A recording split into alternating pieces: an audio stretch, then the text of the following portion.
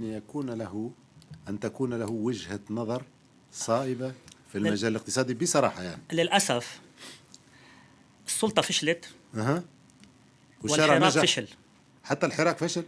يجب على السلطة والأحزاب، يجب الإصلاح في الأحزاب والسلطة، ويجب تصحيح الحراك.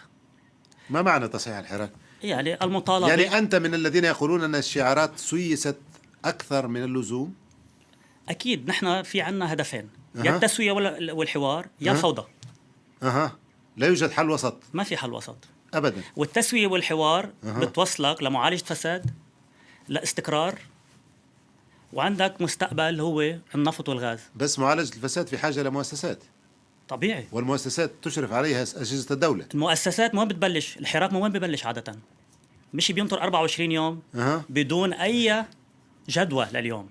كان لازم قبل الإصلاحات اللي عرضها الرئيس رفيق الحريري، كان لازم الحراك يطلع يقول لهم نحن الشعب مصدر السلطات حسب الدستور.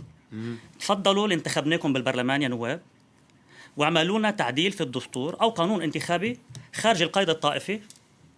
مظبوط ولا لا؟ طيب بس هل صح الشارع وعرف انه في فساد في لبنان؟ لا صراحة يعني بنعطي 6 أشهر للحكومة خليها تعمل انتخابات، وبيجيبوا برلمان مثل ما بيحبوا. بيصير البرلماني يشرع ويعمل قوانين، والحكومة بتنبثق من هيدا البرلمان وبتاخذ ثقته، والقضاء بيصير يحاسب ويحاكم. هيك بتعالج الفساد، وهيك بتخلق حتى وزارة للفساد، وبتعمل شيء اسمه ضد الرشوة والفساد، أنتي برايبري أند كوربشن. وهيدا الشيء بتبلش من وين؟ ما فيك تلغي نظام، ما فيك تحرق بلد، بتبلش من المؤسسة الفاسدة. ليه بدك تبلش من المؤسسة الفاسدة؟ عشان ما في تصميم تاخده مثلا من فرنسا تطبقه بلبنان. ما فيك تطبق أي تصميم بأي بلد. بدك تفوت على أي مؤسسة تعمل تشخيص دياغنوستيك.